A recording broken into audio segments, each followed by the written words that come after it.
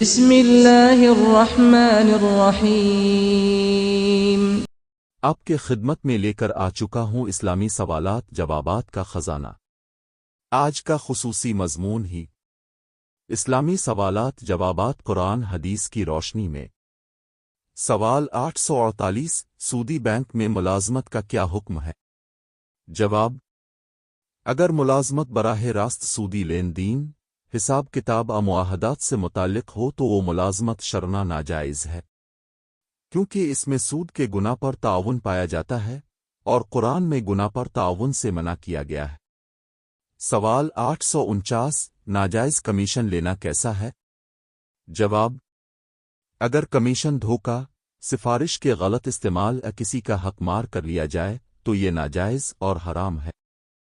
البتہ اگر کمیشن کسی جائز خدمت کے بدلے فریقین کی رضامندی سے ہو تو وہ جائز ہو سکتا ہے۔ سوال 850 حلال رزق کی حفاظت کیسے کی جائے؟ جواب: حلال رزق کی حفاظت تقوی اختیار کرنے، سچ بولنے، دیانت داری سے کام کرنے اور مشتبہ معاملات سے بچنے سے ہوتی ہے۔ اس کے ساتھ ساتھ اللہ تعالیٰ سے حلال روزی کی دعا کرنا بھی نہایت ضروری ہے، کیونکہ اصل رزق دینے والا اللہ ہی ہے۔ سوال 851 کیا جھوٹی قسم کھا کر مال لینا جائز ہے؟ جواب: جھوٹی قسم کھا کر کسی کا مال لینا سخت حرام اور کبیرہ گناہ ہے۔ ایسی قسم کو حدیث میں غموس کہا گیا ہے، جو انسان کو گناہ میں ڈبو دیتی ہے اور آخرت میں سخت عذاب کا سبب بنتی ہے۔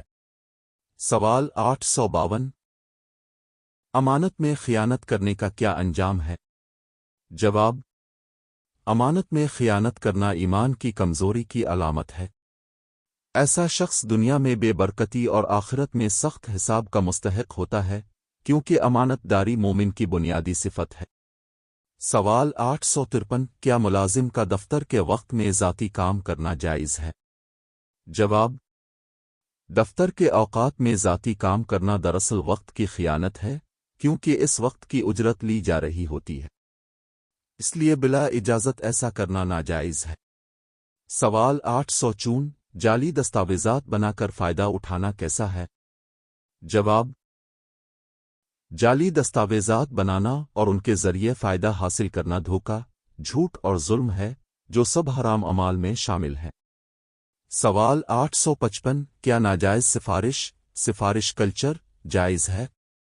جواب: ایسی سفارش جس سے کسی نااہل کو فائدہ اور کسی حقدار کا نقصان ہو، شرعاً ناجائز اور گناہ ہے۔ سوال 856 قرض لے کر جان بوجھ کر واپس نہ کرنا کیسا ہے؟ جواب: قرض واپس نہ کرنا سخت گناہ ہے۔ نبی کریم نے فرمایا کہ قرض ادا نہ کرنے والا شخص آخرت میں پکڑا جائے گا، چاہے وہ شہید ہی کیوں نہ ہو۔